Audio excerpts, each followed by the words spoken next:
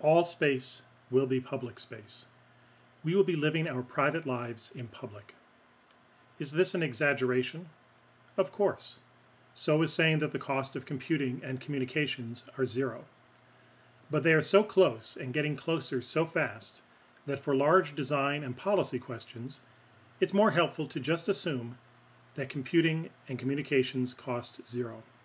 I claim the same here. For thinking about big social, design, and policy questions in the future, we should simply assume that all space will be public space. CCTV is becoming ubiquitous. High-resolution satellites and Google Street View show you my patio and my front yard. News reporting is instant, the cycle 24/7. Blogging has unleashed thousands of micro-topic investigative journalists. Everyone carries a high-def still and video camera in their pocket with instant publishing to the internet. These are technologies that make private life public, whether we like it or not. But the big deal is the social media revolution. The social media technologies enable the explosion in social networking behavior. With these technologies, we are volunteering to live out our lives in public. In 1999, Josh Harris wired his apartment with about 30 cameras that broadcast his life with his girlfriend. His whole life: eating, sleeping, defecating, making love. Within a few years, reality shows dominate broadcast TV. And now, we write our own reality shows, announcing when we break up with a boyfriend on Facebook, or sharing last night's party fun on a photo site. Perhaps you like to tweet your bladder status. Or announce to your current location to the world with Foursquare or Gowalla or Google or Facebook. On Doppler and TripIt, people publish their travel plans. Is social networking important, or just the current hype? Clear evidence that it is having a profound effect on our culture is the proliferation of new words and meanings in the past decade. If Facebook were a country, it would be the third largest. Today, 30% of couples meet online. In 2009, 1 in 8 marriages began online. Twitter averages 40 million tweets per day. People upload 5,500 new photos to Flickr every minute. How fast is it growing? One way to think about that is to consider the time it took information technologies to reach 50 million users. Radio reached 50 million users in 38 years. TV in 13 years. The iPod took 3 years. But Facebook added 200 million users in less than 1 year. Are today's social media the future of technology? No. Today's tools are already in their senescence, yet the social networking they brought us is written into our cultural DNA. This is my story. Tomorrow's social technology is written for us by today's living private in public. Today's social media are dying? How can I claim that? The short answer: our information technology tools are being remade every 10 to 20 years, and we generally suck at predicting the next revolution. Before Carter Phone overcame AT&T in court in 1968, only AT&T could make phones to attach to the network. Few foresaw everyone with an iPhone or an Android in their pocket. At the dawn of the PC age in 1976 or so, most could not foresee the web. Yes, we know that Vannevar Bush did, but in a vague, unheralded way that was recognized mostly in hindsight. At the dawn of the web age in 1994 or so, remember Mosaic, most could not foresee social media or networking. Plenty of folks are happy to guess about the next big thing. They'll mostly be wrong. But we do know that each information and communication technology revolution has had a finite life. The phone now is just another app on a handheld device, and it's becoming one of the less important. The desktop PC is dying, replaced by laptops and thin clients. Laptops are dying, replaced by cell phones and iPads. Wired magazine recently pointed out that the web itself is dead, accounting for only 23% of internet traffic and increasingly replaced by separate apps. So yes, very soon, what we think of today as social media will be dead. By the end of 2008, teen use of email had dropped from 89% to 73%, with more reliance on texting. And now more teens engage in online social gaming than use social websites. But all of my friends are joining Facebook, you say. Sorry, this won't be the first time that adults are behind the kids. Think back to 1999. Everyone was on AOL then, or used AIM instant messaging. Remember? AOL? Yes, social media as we know it today will soon be in its death throes, like each of these other technologies. But each has had direct, long-term impact on culture and society, and thus prepared the ground for the next revolution. Social networking is written into our cultural DNA. It is the future today. All space will be public space. Why is social networking making all space public space? Dana Boyd identifies 4 features that distinguish networked publics. Persistence. What we share today, all else equal, will be available tomorrow and next decade. Searchability. It is often easy to find our digital traces. For example, I searched Google for digital traces of our gracious host, Dean Ponce de Leon.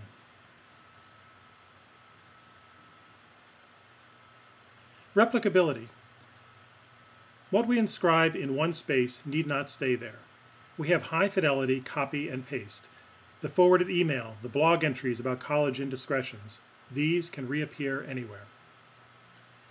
Invisible audiences. The FOF phenomenon, friend of a friend. Sure, you may trust your 500 closest Facebook friends with your intimacies, but what about each of their 500 friends and their friends' friends? We're each less than 6 degrees of connection away from Kevin Bacon, not to mention Perez Hilton and the bloggers on TMZ and Rupert Murdoch's Fox News. So what does it mean for all spaces to be public spaces? Surely this will affect the way we design and understand public space. Let me give you an example. That's silly, you say. Sure, there are a few weirdos, but most people won't be having real-time sex in a networked public. Not so silly. All spaces will be public. Certainly we know that it's no longer uncommon for people to publicly post words, pictures, and videos of their sexual activity after they are done. How big a leap is it for them to stay online while having sex? In this 2010 survey, 10% of people under 25 responded that it's perfectly okay to text while having sex. And this finding is not an anomaly. A 2008 Osterman research survey found that 11% of adults have used their mobile phones during, quote, intimate behavior. A 2010 Harris Interactive study found that 24% of U.S. residents think it is fine to be plugged into the internet during sex. To live our lives in public, we need to evolve new social norms. A recent hot topic on Twitter: when a couple breaks up, who should announce it first on Facebook, the dumper or the dumpee? There are dozens of sites where you can share your breakup stories: thebreakupsurvivor.com, youbrokeuphow.com, breakingupinfo.com, brokenheartsclub.com, and so forth. The public breakup can go horribly wrong. She changed her public Facebook status from married to single just 4 days after they separated. He flipped out. Of course, the implications of living in public are not all scary. Some are quite exciting. For example, we are moving from a society with near universal literacy to one with near universal authorship. Everyone in public is performing. Everyone creates. And the nature of networked publics is that our inscriptions persist. Universal authorship can play a fabulous role in education and learning. But other than people writing words and leaving them in public, what else does it mean to create and perform everything in public. We scholars and teachers have been learning to live with our drafts and informal work, such as lecture slides, being shared and scrutinized. But that is just a small increment on what we already do. What else are we authoring in public? Our diaries, from the mundane to the intimate, from getting our morning Starbucks to that great feeling of an empty bladder. We have personal conversations with our friends in public, in MySpace and Facebook. We report the details of our exercise, whether our pedometer count on walkertracker.com or our running behavior on dailymile.com. If that doesn't seem too intimate, we share our health conditions and our treatment. Here are a few of the 474 people who are bipolar 1 who report their symptoms, treatments, and outcomes on patients like me. With a Zeo sleep monitor, we can record and share our brain's sleep patterns. With a Fitbit or Proteus, we can monitor and share our heart rate, calorie burn rates, and body position. And of course, our universal authorship extends to writing the self. We create new personae. We fluidly engage in gender bending, location bending, even species bending. When all spaces are public spaces, we need to learn new ways to communicate. For surely, we sometimes will want to maintain some privacy, even as our notions of self and private change. What is the future of the technology of whispering? We've known for a while now that young people often lie to preserve privacy in public. Indeed, they are encouraged by their parents to use false names, ages, locations. And youth are engaging in steganography, hiding communication in plain sight. They are learning to speak in layers, sharing intimacies with friends while knowing their parents are listening. We see a rapid proliferation of new vernaculars and slang, and extensive use of generation-specific cultural references as metaphors. Learning to navigate universal authorship, inscribing our multiple personae in public spaces, speaking in tongues. This creates new challenges. Consider this passage from Dana Boyd's writing on the topic. Quote, "The magnified public exposure increases the stakes. Consider a call that I received from an admissions officer at a prestigious college. The admissions committee had planned to admit a young black man from a very poor urban community until they found his MySpace. They were horrified to find that his profile was full of hip-hop imagery, urban ghetto slang, and hints of gang participation. This completely contradicted the essay that they had received from him about the problems with gangs in his community, and they were at a loss. Did he lie in his application? I offered the admissions officer an alternative explanation. Perhaps he needed to acquiesce to the norms of the gangs while living in his neighborhood in order to survive and make it through high school." End quote. I will wrap up now. I don't know what future social medias will be like, but today's social media technologies are writing on our cultural DNA, and the result is that we will be living our lives in public, that all spaces will be public spaces. And this fact matters for the future technologies we do develop.